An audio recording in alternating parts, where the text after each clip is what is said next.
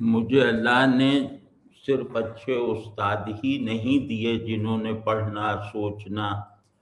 بلکہ جیسا سوچنا اور اس سوچ کو عمل میں لانا یہ سب سکھایا۔ مجھے دوست بھی ایسے ملے کہ جو اگر نہ ملتے تو استادوں سے سیکھا ہوا ضائع چلا جاتا، یا بڑوں سے سیکھنے کے لیے جن سوالات کی ضرورت ہوتی ہے وہ سوالات میرے ذہن میں نہ آتے۔ تو دوست بھی اللہ نے ایسے ایسے دیے کہ ان کا مطلب احسان استاد کی طرح کا بھی ہے مجھ پر، اور دوستی والا بھی احسان ہے۔ تو ہمارے جو مطلب میرے اب تک کے دوستوں میں جو مطلب برابری کا تعلق جن سے تھا، تقریباً ہم عمری تھی، ان میں 2-3 جو ہیں وہ بہت غیر معمولی تھے نوجوانی ہی سے۔ تو ان میں ایک سراج منیر تھے، اور ایک احمد حسن تھے مرحوم، ان کا ذکر میں پہلے کر چکا ہوں کئی جگہوں پہ۔ تو یہ کوئی 70-69 کا زمانہ تھا، مجھے سن صحیح یاد نہیں ہے، لیکن ڈھاکہ فال سے پہلے کا زمانہ تھا کہ ہم لوگ ایوان تمدن میں ہفتہ وار تنقیدی نشستیں کرتے تھے۔ اس میں وہی جو معمول ہے ان نشستوں کا کہ کوئی صاحب غزل پڑھیں، نظم پڑھیں، افسانہ یا مضمون، وہ پڑھ کے سناتے تھے اور حاضرین اس پر اپنی رائے دیتے تھے۔ تو وہ حلقہ کچھ ایسا بنا ہوا تھا کہ اس میں جو میرے ہم عمر اور قریبی دیگر دوست جو تھے وہ بعض مرتبہ مجھ سے تنگ آ جاتے تھے کہ ہر بات میں ٹانگ اڑانی، ہر بات میں دخل دینا، ہر بات میں اپنی کوئی بات داخل کرنا۔ تو وہ ذرا تنگ تھے، لیکن تنگ تھے کا مطلب بس وہی ہے جو ایک انتہائی محبتی دوست دوسرے سے تنگ ہوتا ہے، ان معنوں میں۔ تو ایک دن جو ہے وہ ایوان تمدن میں ہم لوگ ابھی بیٹھے ہی تھے، تو ایوب خابر اور ایک دوست ہمارے اور اقبال فریدی، تو یہ دونوں ایک دبلے پتلے سے نوجوان کے ساتھ داخل ہوئے اور بڑے فاتحانہ انداز سے، اور مجھ سے جب نظر ملی تو جیسے ایک ان کی آنکھوں میں شرارت سی تھی۔ تو میں خیر یہ سمجھ گیا کہ کوئی آج یہ کشتی کروائیں گے لگتا ہے۔ تو وہ جب اس نوجوان کو میں نے دیکھا تو مطلب واقعی مطلب اس چہرے پر دبلے پتلے بالکل، اور وہ اہل بہار جیسا حلیہ، بغیر کالر کا کڑھا ہوا کرتا اور پاجامہ سفید، اور ایسے چہرے پر بہت زیادہ جیسے 2 رنگ والا چہرہ ہوتا ہے نا، 2 رنگ والا چہرہ ان لوگوں کا بن جاتا ہے جو شیو کرتے وقت ریزر بہت دبا کے چلاتے ہیں، مطلب تو وہ اس طرح کا۔ اور یہ دونوں جو رنگ تھے یہ جیسے لگتا تھا کہ دیکھنے والے کو یہ احساس دلا رہے ہیں کہ مجھے کوئی عام لڑکا یا نوجوان سمجھنے کی غلطی نہ کرنا، اور اس احساس کو اور بڑھاوا دے رہی تھیں ان کی آنکھیں۔ وہ چشمہ لگائے ہوئے تھے، غالباً موٹے شیشے کا چشمہ تھا وہ، تو اس میں سے جو آنکھیں نظر آ رہی تھیں وہ سمجھیں کہ وہ آنکھیں غیر شخصی لگ رہی تھیں، کہ جیسے آج آنکھوں نے خود مختاری حاصل کر لی ہے اور وہ کسی بھی جسم سے منسوب ہوئے بغیر کسی بھی شخص کا کارکن بنے بغیر یہ اپنے ہی ذوق دید سے چیزوں کو دیکھ رہی ہیں۔ اور کیونکہ ان کے دیکھنے یہ اس وجہ سے احساس ہوا، تو جو احساس ہوا تھا انہی لفظوں میں بیان کر رہا ہوں، یہ میں اس وقت بھی یہ کہہ چکا تھا۔ پھر اس آنکھوں میں ایک جیسے چمک ہوتی نا بجلی کڑکنے کے بعد والی، جیسے بجلیاں چمک رہی ہیں، اس طرح کی ایک چمک تھی جو کم اور زیادہ ہو رہی تھی، اور ایک شرمیلی سی مسکراہٹ، لیکن وہ سادہ معنوں میں شرمیلی مسکراہٹ نہیں تھی، اس میں شرمیلا پن اور طنز یہ ملا ہوا تھا۔ تو خیر آ کے بیٹھ گئے، پھر اس کے بعد وہ فوراً ایک صاحب تھے ہمارے، شہرت بالگرامی صاحب، وہ سینئر آدمی تھے، تو ان کا مضمون تھا، اس کا عنوان کچھ اس قسم کا تھا کہ اقبال، اردو زبان پر اقبال کے احسانات۔ تو اس میں کہیں وہ مشہور مصرع آ گیا کہ گیسوئے اردو ابھی منت پذیر شانہ ہے۔ تو اس پہ شہرت صاحب بیچاروں نے اس کی عجیب سی ایک وہ تعبیر کر دی، مطلب اس کا جو مطلب بتایا وہ یہ کہ گیسوئے اردو کے گیسو جھاڑ جھنکاڑ کی طرح بے ترتیبی سے اور آپس میں الجھے ہوئے محض لٹکے ہوئے تھے، تو اقبال نے آ کر انہیں اپنا شانہ فراہم کر دیا تاکہ یہ جھنکاڑ جو ہے یہ گیسو کہلانے کے لائق ہو جائے۔ تو اب یہ وہ کہہ کہ آپ ظاہر مضمون پڑھ رہے تھے، یہ بیچ میں کہیں آیا، تو اس کے بعد جب وہ مضمون پڑھ چکے تو وہ جو اقبال فریدی یا ایوب خاور نے بہت جیسے دعوے کے ساتھ، جیسے کوئی آدمی، کوئی پروموٹر ہوتا ہے نا باکسر کا، تو وہ ایک باکسر بہت تیار کر کے بہت اعتماد سے اتارتا ہے، اس کی آمد کا اعلان کرتا ہے، تو انہوں نے اسی انداز سے کہ ان کا نام سراج منیر ہاشمی ہے، یہ ایسٹ پاکستان سے آئے ہیں، اب یہیں رہیں گے، اور یہ وہاں سے انہوں نے بی اے کیا ہے اور انگلش لٹریچر میں ان کا بڑا امتیاز ہے، اور یہ آج ہی ہمیں ریڈیو پاکستان کی کینٹین میں ملے ہیں، یہ کسی کو پوچھنے آئے تھے وہ نہیں ملا، تو ہم لوگ ساتھ بیٹھ گئے، وہاں کینٹین جیسے یہاں لاہور کا پارٹی ہاؤس تھا، اس سے بھی بڑا مرکز تھا ادیبوں کا، اور وہ تو ان سے باتیں ہوئی تو ہمیں یہ بہت اچھے لگے، تو ہم انہیں یہاں لے آئے۔ تو سراج صاحب آپ کچھ فرمائیے اس مضمون پہ، کیونکہ اقبال وغیرہ پہ تو آپ جیسی نظر تو مشکل ہے لوگوں کی وہ۔ تو سراج نے وہ غلطی پکڑ لی، انہوں نے غلطی پکڑنے کے بعد، اب عمر کا بہت فرق تھا نا، جیسے 30-35 برس بڑے ہوں گے وہ شہرت بالگرامی، اور وہ ہمارے ذرا سا میزبان بھی ہوا کرتے تھے، مطلب پرانا تعلق تھا، تو ان کو تھوڑا سا ریڈیکیول کیا انہوں نے کہ تعجب ہے ایک سینئر آدمی بھی ایسی غلطی کر سکتا ہے، اور اس ماحول میں جہاں اردو جو ہے وہ اپنی فصاحت کے ساتھ، اپنی فرہنگ کے ساتھ جو ہے وہ استعمال میں ہو،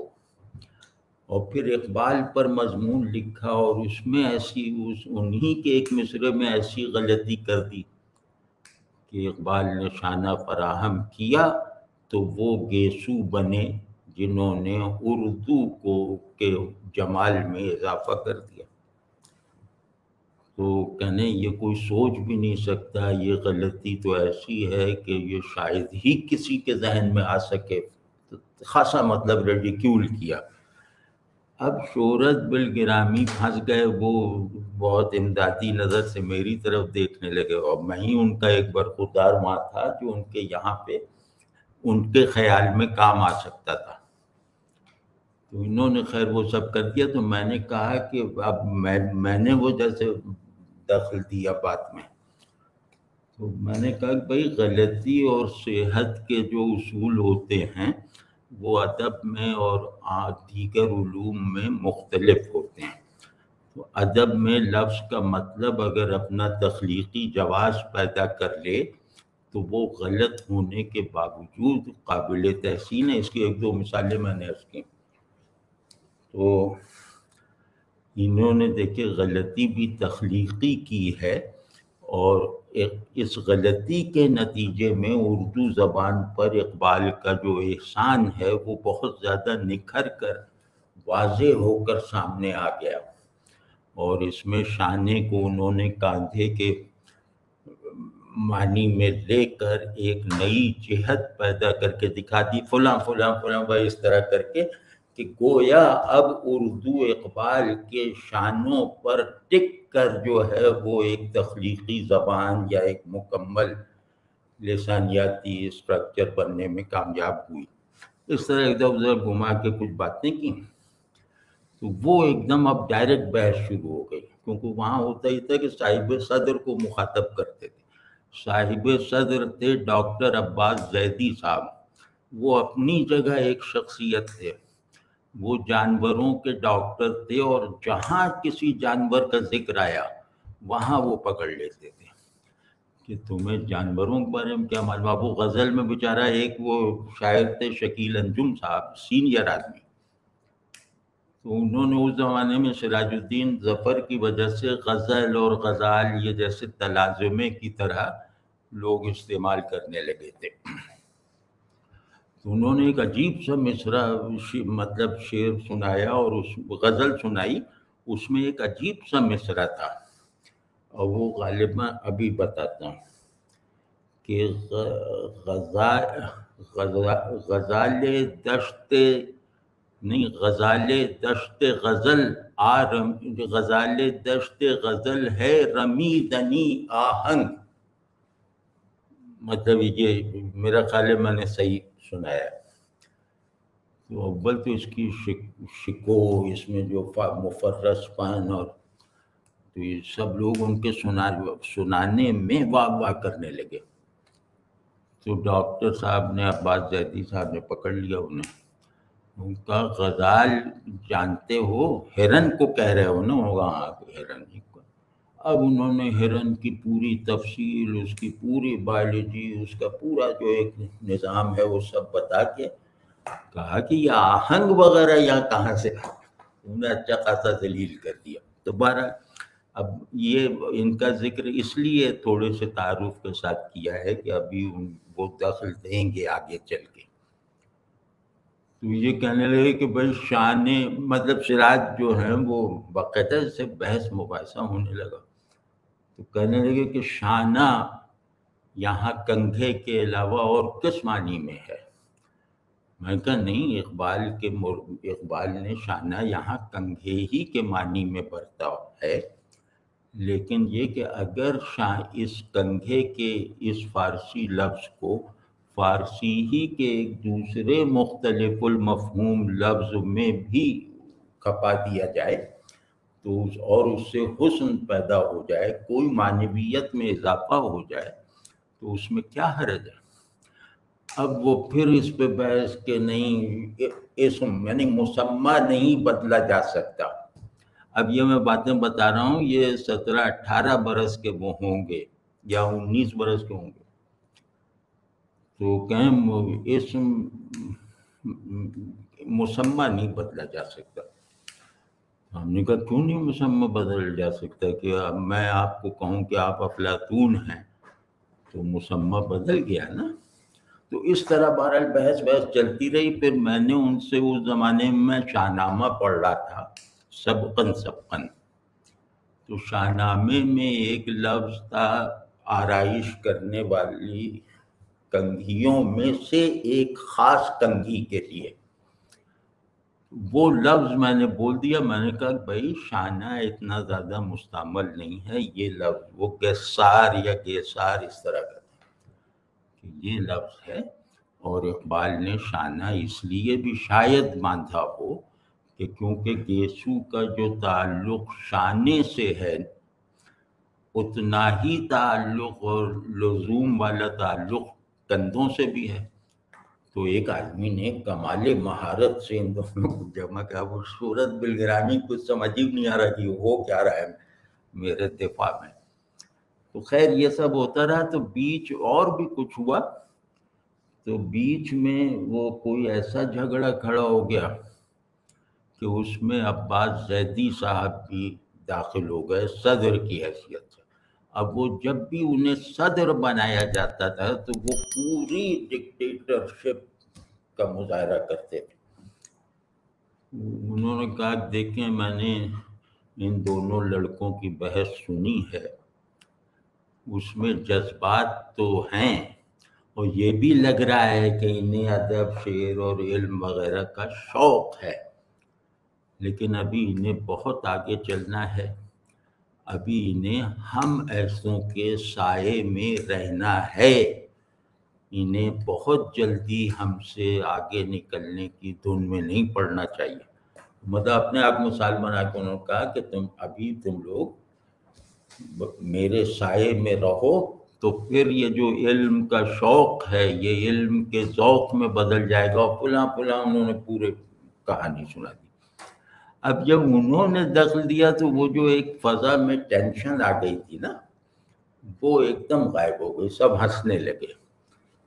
تو جب اجلاس ختم ہوا تو اس وقت سراج منیر میرے دوست، بہت قریبی دوست بن چکے تھے، میں ان کا بہت عاشق دوست بن چکا تھا، اور پھر وہ جو لوگ لائے تھے ان کا جو ہم دونوں نے مل کے مذاق اڑایا ہے وہ میں نے کم، سراج منیر نے زیادہ، اور انہوں نے کچھ باتیں اور بھی کھول دیں کہ نہیں ایک لڑکا ہے بڑا اچھل کود کرتا ہے اور فلاں اور یہ کہتا ہے میرے برابر کوئی نہیں۔ اب یہ سب ہم کہاں کہتے تھے، تو ان کو خوب بھر دیا تھا کہ پوری طاقت سے اٹیک کرنا ہے۔ تو وہ لوگ تو مطلب بیچارے اس کے بعد وہ چلے گئے ہنستے ہوئے، دوستانہ ہی کارروائی تھی ان کی یہ۔ تو وہ دن، اور پھر جب تک سراج کچھ مہینوں تک کراچی میں رہے تو شاید ہی کوئی دن جاتا ہو جب ان سے 2-4 گھنٹے کی نشست نہ ہوتی ہو۔ وہ مطلب سلطانیہ ہوٹل تھا وہاں پہ، وہاں آتے تھے اور بہت دور سے آتے تھے، 20 میل دور ان کا گھر تھا، اور اس زمانے میں جبکہ وہ ہمارا علاقہ جنگ مضافات میں کہلاتا تھا اور رات کے وقت سفر کو اچھا نہیں سمجھا جاتا تھا، تو یہ 1 بجے رات کو 1:30 بجے رات کو گھر واپس جاتے تھے۔ تو اب یہاں جب وہ لاہور چلے آئے، اچھا ہاں کراچی میں رہتے ہوئے، یہ میں ذرا سوانحی انداز میں پہلے چاہتا ہوں کہ لوگ ان کی شخصیت کو سمجھ جائیں۔ تو کراچی میں ان کی یعنی ہم اور یہ مل کے سلیم احمد کے یہاں گئے، غالباً 1-2 دن ہی میں وہ وہاں گئے، تو وہاں سلیم بھائی سے جب ذرا کچھ بات چیت ہوئی ان کی، تو سلیم بھائی نے بعد میں جب مطلب کئی دن بعد یہ فرمایا کہ ارے بھائی یہ لڑکا تو جن ہے، تو بہت یہ کہاں سے تمہیں ملا، یہ وہ اس طرح باتیں کرنے لگے،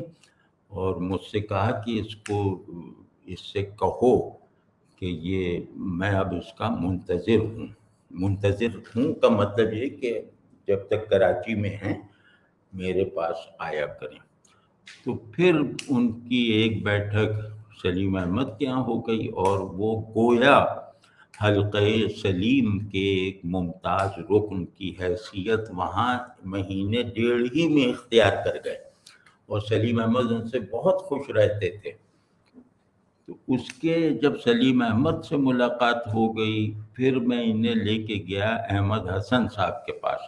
احمد حسن جن سے زیادہ بڑا دماغ میں نے نہیں دیکھا احمد حسن کے برابر، اور دماغ بھی ناممکن حد تک بڑا، قلب بھی ناممکن حد تک بیدار، عمل بھی ناممکن حد تک عظیمت والے، مطلب مکمل آدمی کا اگر کبھی کوئی تصور میں باندھوں تو وہ احمد حسن ہی کی صورت میں آتا ہے سامنے۔ تو خیر ان کے پاس لے گیا تو وہ بہت کم کو، بہت زیادہ جیسے وہ میل ملاقات کے آدمی نہیں تھے، مطلب وہاں بیٹھے رہیں، گھنٹہ بیٹھے رہیں، ایک دو جملے کہہ کے وہ آ جائیے پھر۔ تو میں بھی ڈرتا ڈرتا انہیں لے گیا کہ احمد حسن کہیں وہاں کوئی بلنڈر نہ کر دیں، میں تو ان سے بہت تعریف کر کے لے جا رہا ہوں نا کہ آؤ تمہیں دکھاتا ہوں۔ تو وہاں جب ہم پہنچے تو یہ سراج بہت جیسے بے چین اور سیمابی کیفیت کے نوجوان تھے، مرتے دم تک ایسے ہی رہے۔ تو یہ تھوڑا سا جیسے گفتگو کا آغاز کرنے کے شوقین تھے، اور وہ نوجوانی میں ہوتا ہے نا وہ شوق کہ میں ذرا وہ، انہوں نے پتہ نہیں کس کوئی ٹیڑھا سا موضوع تھا، کیونکہ میں نے بتا دیا تھا کہ احمد حسن کے موضوعات یہ ہیں، تو کوئی بہت ٹیڑھا سا موضوع تھا جو مجھے اب یاد نہیں رہا۔ انہوں نے احمد حسن کے سامنے اس پر ایک 5-10 منٹ کی تقریر کر دی۔ ان کا انداز گفتگو مقرروں کی طرح تھا اس وقت، کیونکہ یہ وہاں اپنی کالج لائف میں وہ مباحثوں میں، ڈیبیٹس میں حصہ لیتے رہتے تھے، بالکل تقریر کے انداز میں گفتگو کرتے تھے، پورے استحکام کے ساتھ، پورے اعتماد کے ساتھ، تحکم کے ساتھ، اور بالکل ججمنٹل ہو کر اور پیشن کے ساتھ کہ چہرہ دہکنے لگتا تھا۔ انہوں نے یہی سب اپنے خصائص کے ساتھ وہاں کو چھیڑ دی، اور 10 منٹ تو یہ بولے ہوں گے مطلب، اور احمد حسن جو ہیں وہ یوں سر جھکا کے بیٹھے ہوئے ہیں، بیچ بیچ میں کبھی میری طرف نظر کر لیتے ہیں، کبھی ان کی طرف، پھر یوں بیٹھ جاتے تھے۔ تو جب ان کی گفتگو ختم ہوئی تو میں سمجھ گیا کہ احمد حسن کہیں کوئی بہت ڈسکریجنگ بات نہ کر دیں، مطلب اصلاح نہ کر دیں، کیونکہ احمد حسن نے ایک جملہ کہہ دے نا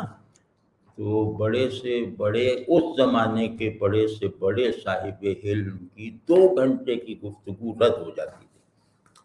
میں نے کہا کہیں یہاں یہ کارروائی نہ کرنے، اتفاق یہ کہ میں احمد حسن کو کسی طرح بتانا بھول گیا تھا کہ یار یہ نہ کرنا۔ تو لیکن احمد حسن ظاہر ہے ہم سے تو بہت ہی زیادہ سمجھدار، انہوں نے یوں دیکھا، پھر اب میں تو ڈر رہا تھا، میں نے کہا احمد حسن اب تم ہمارے اعزاز میں کچھ لنچ وغیرہ کا بندوبست کرو، اور یہ مہمان بہت دور سے آئے ہیں، یہ خاص مہمان ہیں ہمارے، اور یہ وہ جو ان سے میرا مذاق کا ایک ہوتا ہے، تو وہ بیچارے جا کے اپنا لنچ ونچ منگوانے میں لگ گئے۔ تو میں نے ان کو کہا کہ یار اگر احمد حسن کوئی بات کہہ دیں کسی وقت، یا آج ہی واپس آ کے کچھ کہہ دیں، تو تم برا نہ ماننا، یہ ایسے ہیں، یہ ایسے ہیں۔ تو کہنا نہیں فکر ہی نہ کرو، فکر ہی نہ کرو، برا کیا ماننا، مطلب، اور یہ تھے بھی ایسے ہی کہ جب بعد میں ہم لوگوں کو تجربے ہوئے نا ایک دوسرے کے، تو یہ ایسے ہی تھے، ان کی تردید کر دے کوئی ذرا صحیح بنیاد پہ تو یہ ممنون ہوا کرتے تھے، کہنے نہیں یہ کوئی مسئلہ ہی نہیں۔ تو احمد حسن بہرحال آئے، انہوں نے کھانا وانا کھلایا، ان سے گاڑی لے کر ہم لوگوں نے واپسی کے لیے انہی کی کار لی، انہی کا ڈرائیور لیا، اور وہ بیچارے ہکا بکا بیٹھے رہے، ہم جیسے قبضہ کر کے آ گئے وہاں۔ اس کے اگلے دن خلاف معمول احمد حسن میری طرف آئے، یعنی شاہ فیصل کالونی، عامل کالونی سے شاہ فیصل کالونی، کہنے کہ تم کوئی لوگ تو نہیں ابھی آئیں گے؟ میں نے کہا نہیں۔ کہنے وہ جو کل جو تم لڑکے کو لائے ہو نا، یہ بہت برائٹ ہے، بہت شائننگ ہے، اور بہت اچھا ہے، اور بس یہ کہ تھوڑا منصوبے بنانا اور وہ کرنا چھوڑ دیں، مطلب آگے بڑھنے میں زیادہ دلچسپی لینا چھوڑ دیں، مطلب وہ ایک جیسے 2 ٹکڑوں میں انہوں نے یہ بات کہی، کہا کہ یہ تم کسی طرح کہو کہ وہ مقابلہ نہ کریں، مناظروں میں نہ پڑیں، اس طرح کی بات کی۔ تو یہ لڑکا بہت شائننگ اور برائٹ ہے، اور اندر سے بہت اچھا ہے۔ تو اب احمد حسن کی بات تو میرے لیے بعض اگر سلیم احمد سے بھی ٹکرا جاتی تھی تو احمد حسن کی بات میرے لیے زیادہ وزنی ہوتی تھی ان سب معاملات میں۔ میں نے کہا ٹھیک ہے، میں نے پھر ان کو پیغام نہیں پہنچایا، پھر احمد حسن کے سپرد کر کے اور انہیں جیسے ان سے کے گھر لے گیا، انہیں چھوڑ کے میں خود کہیں چلا گیا۔ تو احمد حسن سے بھی ایک ان کا براہ راست تعلق ہوا جس کا انہیں سراج کو ناقابل اندازہ فائدہ ہوا، اور کیونکہ سراج کے وہ تقریباً ہم عمر ہوں گے، سال 2 برس 3 برس بڑے ہوں گے، لیکن وہ جیسے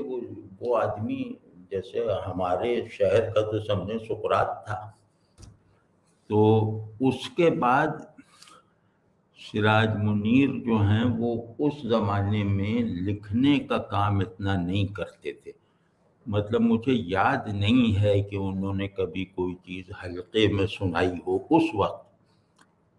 یا ہمیں ویسے ہی سنائی ہو، وہ عام طور پہ دوسروں کی چیزیں یا خیالات یا تھیوریز اس پہ باتیں چلتی رہتی تھیں، یا ہم کچھ کہہ لیتے تھے تو انہیں سنا دیتے تھے، لیکن خود انہوں نے اس وقت تک غالباً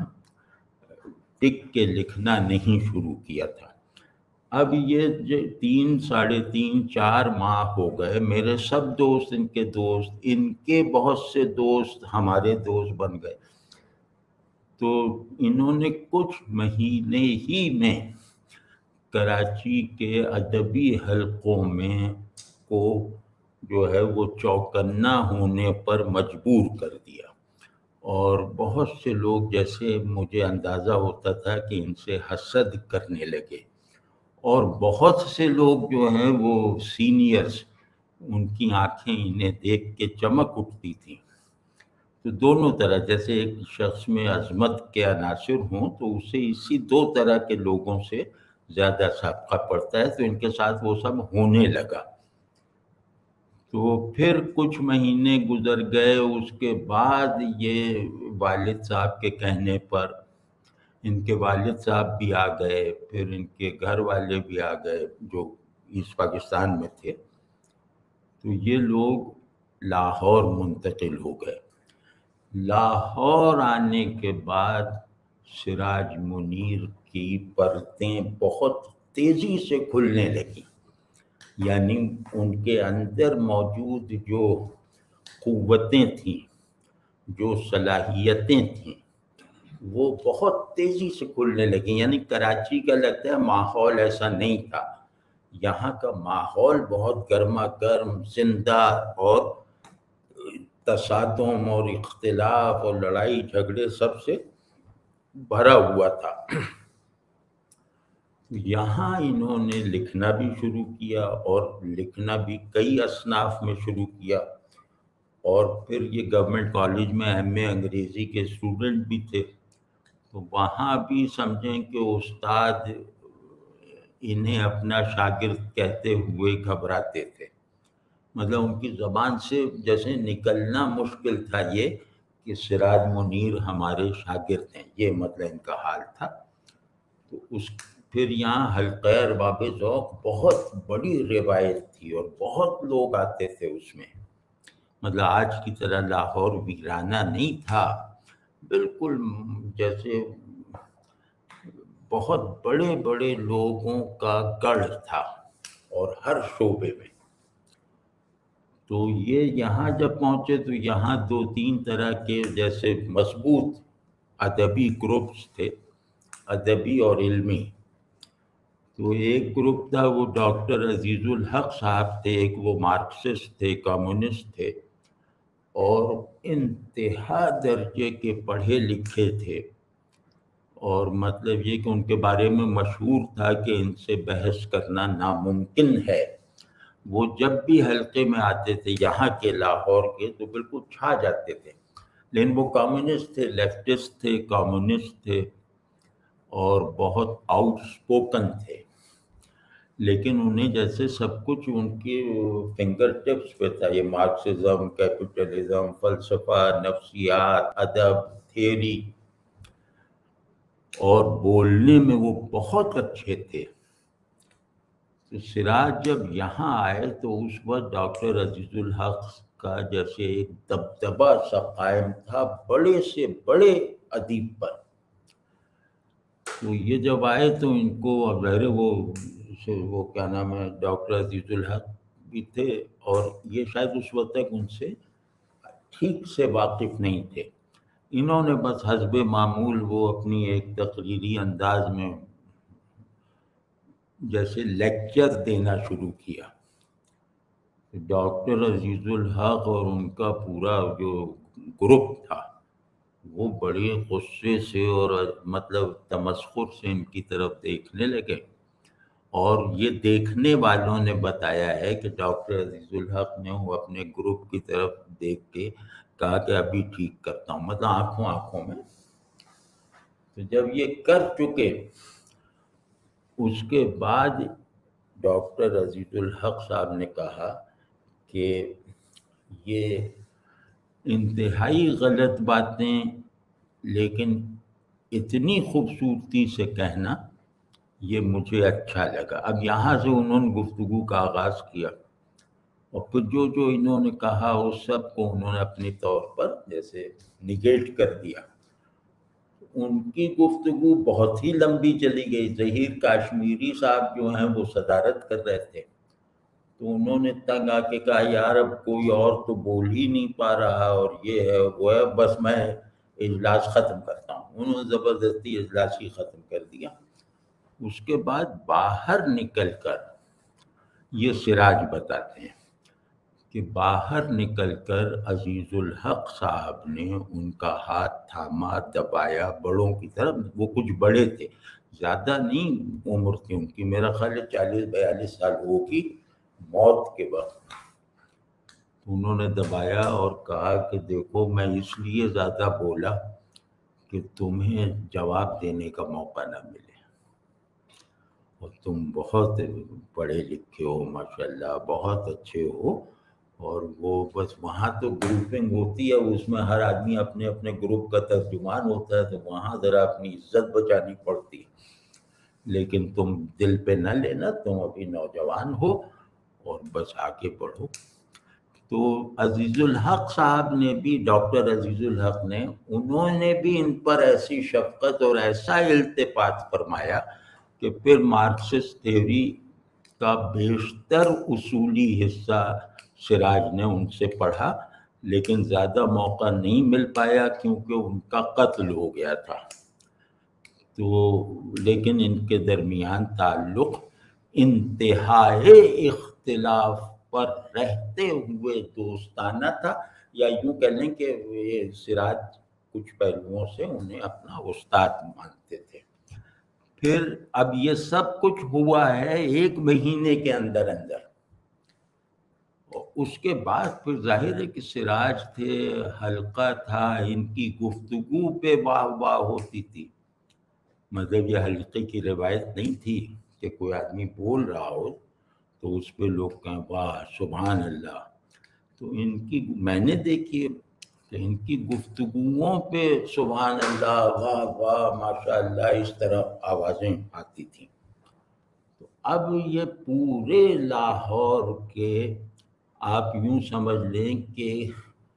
ایک کم عمر گرو بننے کے پروسیس میں پڑ گئے. مطلب جیسے بننا شروع ہو گیا، مشیت کی طرح ہونے لگا.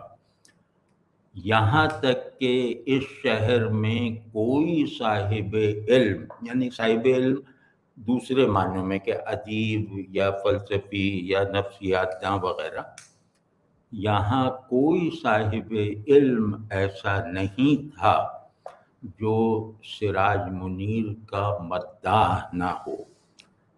اعجاز الحسن بٹالوی جو بہت وکیل تھے، بڑے بہت ہی اچھی گفتگو کرنے والے تھے، بہت ہی زیادہ پڑھے لکھے تھے اور گفتگو ان کی ایسی تھی کہ وہ جادو کر دیتے تھے اور ان کا احترام بھی.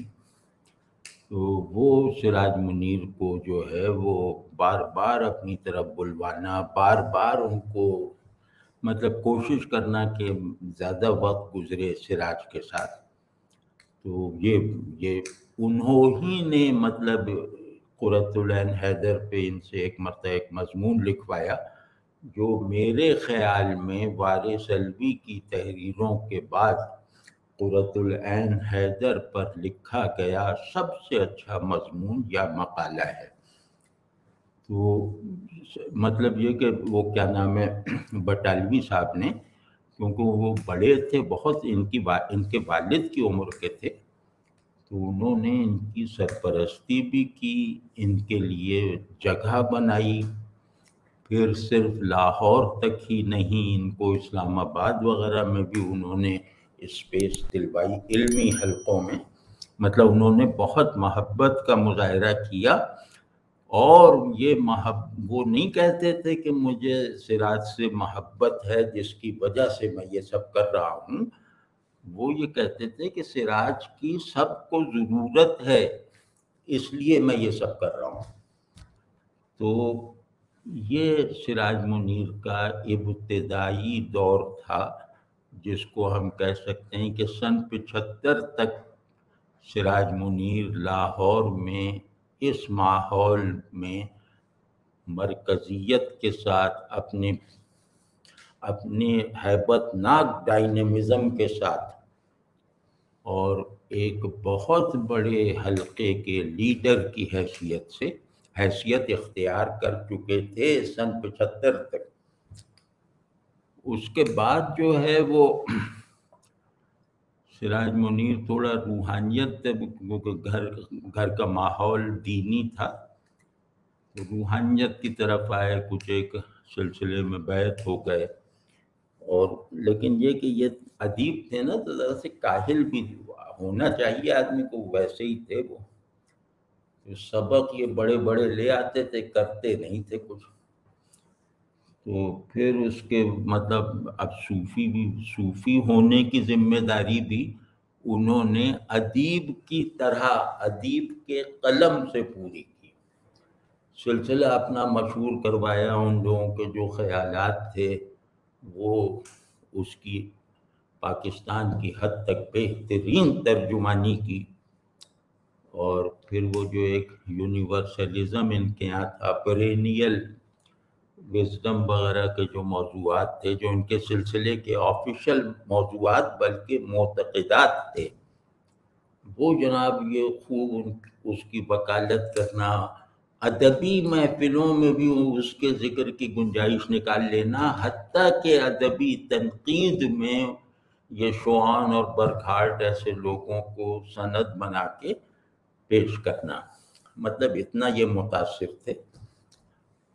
اس میں پھر یہ ہوا کہ ان کے والد اور کچھ لوگ، ہم بھی پسند نہیں کرتے تھے اس نسبت کو، تو وہ خیر خاموش رہتے تھے، کہ کیونکہ ان کی ایکٹیویٹی تو کچھ نہیں تھی نا، وہ لکھتے رہتے تھے، تو اور یہ سب نہیں کہ جبہ وغیرہ پہن کے مراقبہ کر رہے ہیں،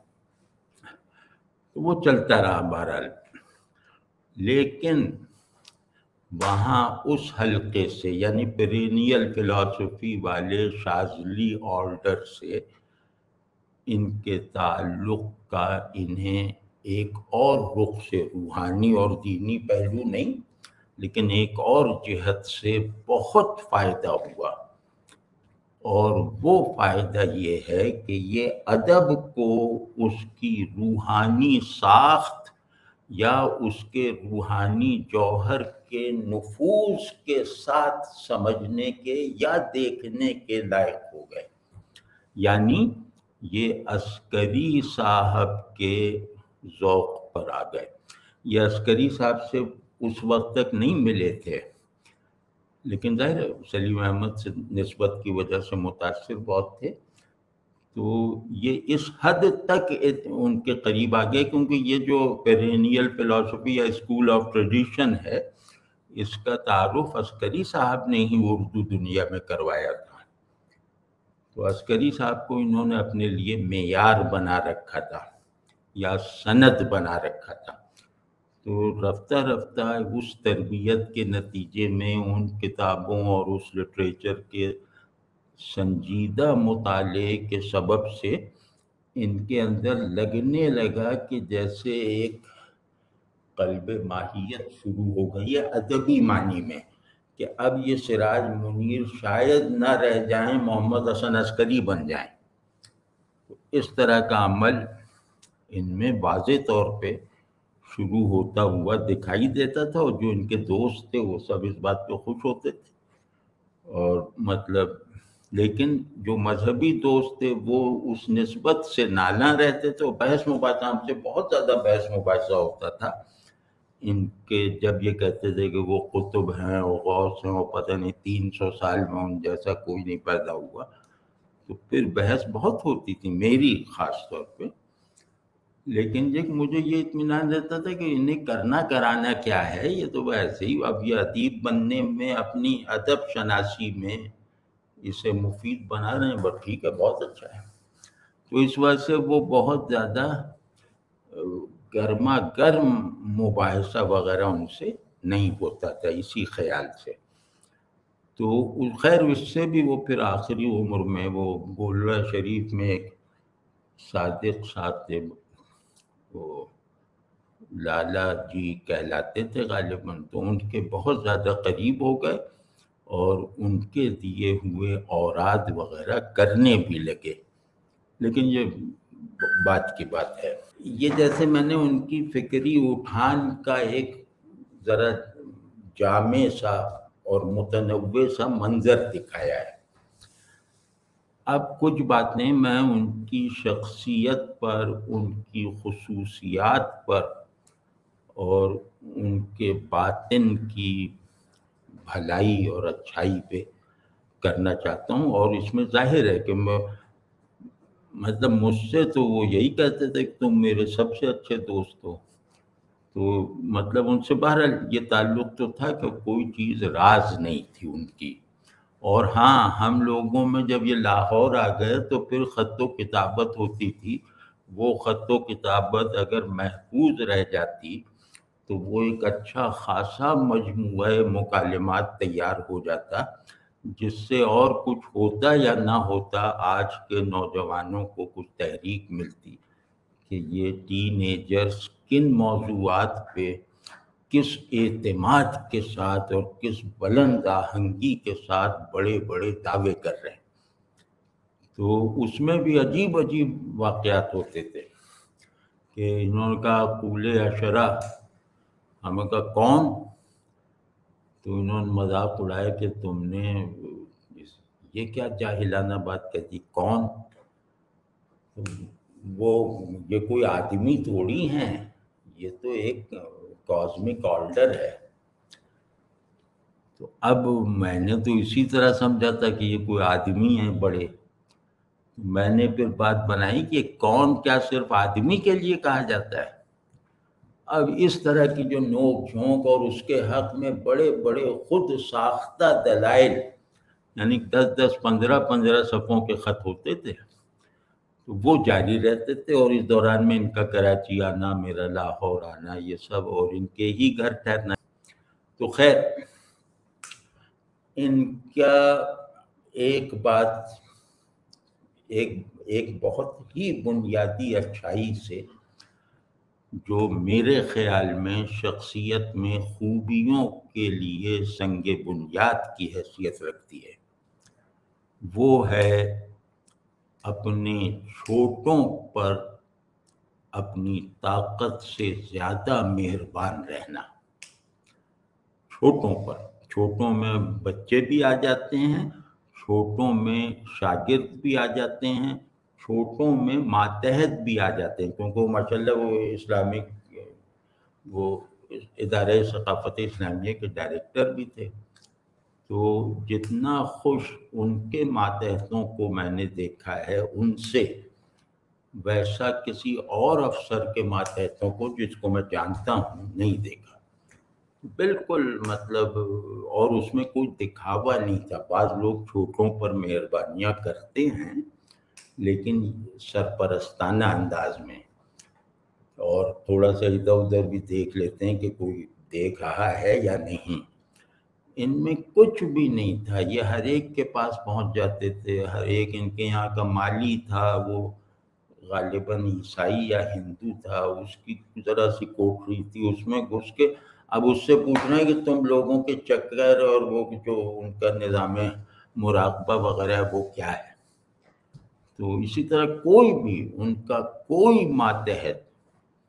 جو ہے وہ ان سے ناخوش تو کجا، وہ اس احساس میں رہتا تھا کہ کاش ہم ان کی کچھ اور خدمت کر لیتے. ایک یہ یہاں سے مطلب بتا رہا ہوں. دوسرے یہ کہ وہ اپنے بڑوں کا،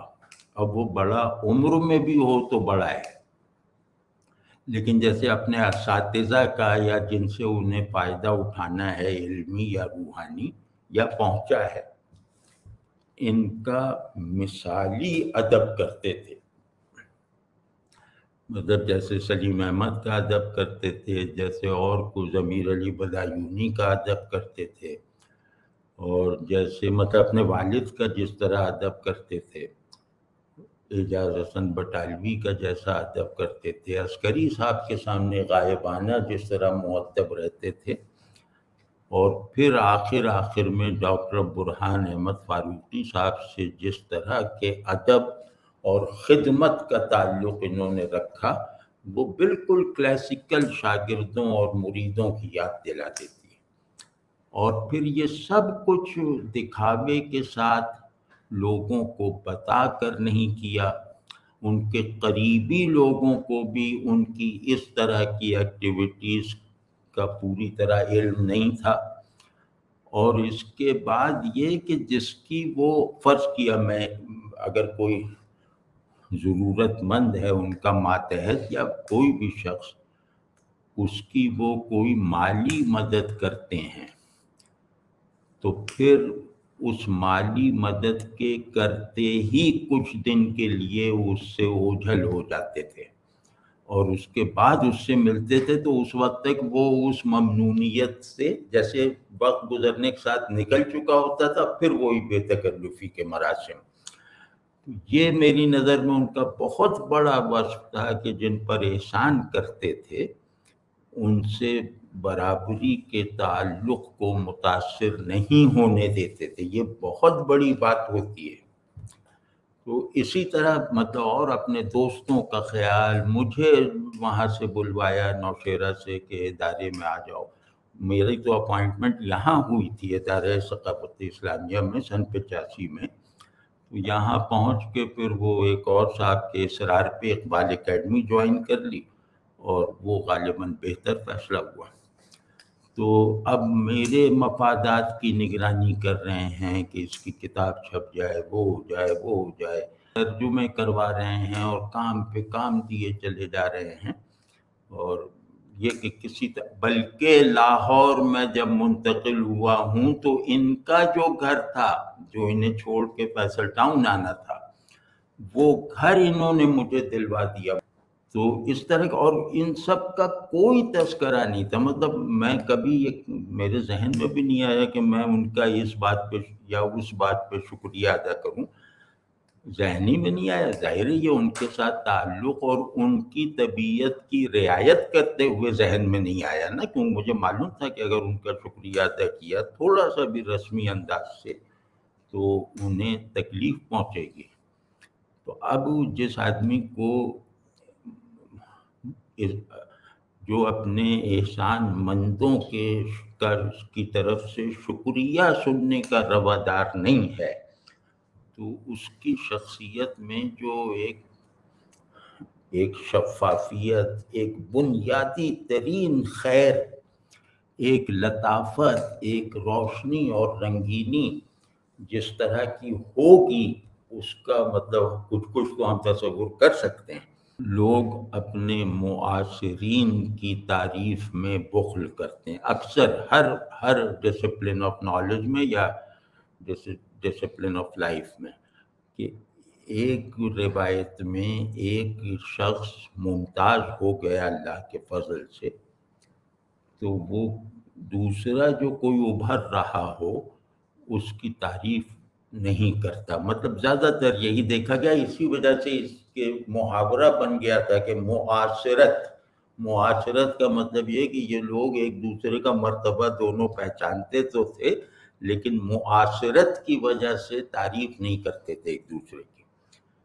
تو یہ سراج ہمارے سب دوستوں میں، ہم سب میں اس معاملے میں انتہائی فراخ دل تھے. مطلب وہ کیا بتاؤں، تعریف کرنا چلو وہ خود بہت بڑی خوبی ہے، لیکن وہ تعریف میں غلط بیانی بھی کرتے تھے. مبالغہ وہ نہیں، غلط بیانی. کہ مجھے وہ ڈاکٹر افضل وزیر تھے، وزیر تعلیم، مجھے ان سے الگ میٹنگ کروائی اور ان سے تعارف میں کہا کہ یہی وہ ہے جس نے 13 برس کی عمر میں فارسی دیوان مکمل کر لیا تھا ردیف کی الف بائی ترتیب کے مطابق. یعنی اس کا مطلب ہے کہ کوئی 800 صفحے کا ہوگا. اب میں ہکا بکا، میں نے کہا 13 برس فارسی دیوان وہ کر لیا. اور ڈاکٹر افضل بھی ایک دم جیسے تھوڑا سا مرغوب ہو گئے، کیونکہ وہ بڑے مزیدار آدمی تھے. کہنے ارے بس اس کے بعد تو کچھ پوچھنا حرام ہے. مطلب وہ انٹرویو جیسا ہونا تھا نا، کچھ پوچھنا حرام. کہنے نہیں ابھی اور باتیں بھی بتاتا ہوں. تو میں نے کہا بھائی اب میں انٹرویو میں پاس ہو گیا ہوں، اب آپ نہ بتائیں، مطلب بے تکلفی سے. تو اب یہ مطلب اس حد تک اپنے دوستوں کو فائدہ پہنچانے کے لیے، اور صرف اپنے دوستوں ہی کو نہیں بلکہ افریقہ میں موجود بھی کوئی اردو نقاد یا شاعر ہے تو اس کی حوصلہ افزائی کے لیے یا اس میں موجود ٹیلنٹ کو دیکھتے ہوئے اس کی انتہائی مبالغے کے ساتھ تعریف کرنا اور دوسروں سے اس کو منوانے کی ہر تدبیر اختیار کرنا، یہ سراج منیر کا جیسے روز کا معمول تھا. اور مطلب یہ کہ ایک صاحب تھے صلاح الدین پرویز ہندوستان کے، وہ ان کے یہ سعودی عرب بھی رہے کچھ مدت، وہاں ایک جگہ کسی رسالے میں ایڈیٹر وغیرہ تھے. وہیں صلاح الدین پرویز بھی تھے، وہ کاروبار کرتے تھے، وہ بہت خوشحال آدمی تھے. تو صلاح الدین پرویز نے انہیں کبھی کوئی سوئٹزرلینڈ وغیرہ کی کافی یا پیسٹری کھلا دی تو انہوں نے کہا ارے تو بہت ہی اثار والا ہے. اور ان کا جو بڑا بیٹا تھا انس، وہ بھی وہاں تھا، تو وہ ان کا کوٹ، صلاح الدین پرویز کا کوٹ لے کے ادھر ادھر پھر رہا تھا، مطلب زمین پہ رگڑتا ہوا. تو یہ گھبرائے تو انہوں نے کہا نہیں کوئی نہیں ہے. اب دیکھیے یہ گھبرائے کہ بھئی یہ کوٹ نہ خراب ہو جائے. صلاح الدین پرویز صاحب انہیں روک رہے ہیں اور یہ کہہ رہے ہیں کہ ارے بھائی کیا مسئلہ ہے، $500 ہی کا تو ہے. اب $500 ظاہر کو اس وقت بھی بہت ہی ہوں گے. تو یہ پھر اس سے اور ان کو شرمندگی ہوئی، انہوں نے جھٹ سے جا کے وہ کوٹ لے لیا. تو اب یہ اتنے سادہ لوح تھے بعض پہلوؤں سے کہ یہ اس آدمی کے اس فقرے سے اسے نہ سمجھ سکے. اس نے ان کو ٹریپ کیا اور اپنا جو ہے مجموعہ جو چھپانا تھا اس پہ پیش لفظ لکھوایا. اور پیش لفظ میں یہ لگ رہا تھا کہ نہ صلاح الدین پرویز جیسا ادب، فلسفے اور روحانیت میں کوئی حضرت آدم کے زمانے سے ہوا ہے اور نہ امام مہدی کی آمد تک ہوگا. اتنا زیادہ تعریف. اور وجہ کیا کہ وہ ان سے دکھاوے کا حسن سلوک کرتا تھا. یہ وہ بھی نہیں کہ اس نے کوئی شعر ان کے نام کر دیے ہوں، بس وہ حسن سلوک اور ایک چالاکی سے جو باتیں کرنا یہ سب کرتا تھا. تو ہم لوگ دنگ رہ گئے. تو یہ لاہور میں ملے تو میں نے ان سے شکایت کی بھائی یہ کیا آپ لوگوں نے کہ امیر خسرو سے بھی بڑے ہو فلاں بھی ہو. کہنے یار انسان میں جو اچھائی ہوتی ہے نا وہ ان سب چیزوں کو اس کے اندر دکھا دیتی ہے. یہ کیا بات ہوئی اچھائی ہوتی ہے تو مطلب وہ اچھا ہوگا، اپنی جگہ ہوگا تو اچھا آدمی کوئی ضروری ہے کہ آپ اسے ارسطو اور افلاطون بنائیں. کہنے یا بہت عجیب سا احساس ہے. اور وہ خوش ہو گیا، بس چلو ٹھیک ہے. یہ آدمی گویا اپنی کریڈیبلٹی داؤ پر لگا رہا ہے صرف اپنی محبت سے مغلوب ہو کر اور اس کے بظاہر حسن سلوک کا بہتر بدلہ چکانے کے لیے۔ یہ بہت اچھے لوگ ہوتے ہیں، یہ بہت بھولے لوگ ہوتے ہیں۔ بھول پن اعلیٰ درجے کی مردم شناسی، معاملہ فہمی اور ذہانت کے ساتھ اگر کچھ شخصیتوں میں نے دیکھا ہے تو اپنے ہم عمروں میں بس وہ احمد حسن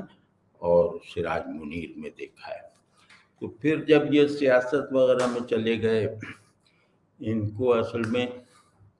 ایک وقت آیا کہ اقبال سے یہ بہت زیادہ انسپائر ہوئے، تو انہوں نے کہا میری بھی ذمہ داری ہے، قومی ذمہ داری ہے، اور یہ اقبال کے مشن پہ کام کرنا۔ تو مشن پہ کام کرنے کے لیے یہ سیاسی جماعتوں ادھر ادھر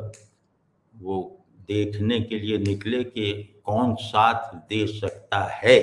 یعنی وہ لوگ جو حکومت میں آنے کا امکان رکھتے ہیں ان کو قائل کیا جائے۔ تو وہ قائل کرتے کرتے وہ پھر اسی طرف چلے گئے،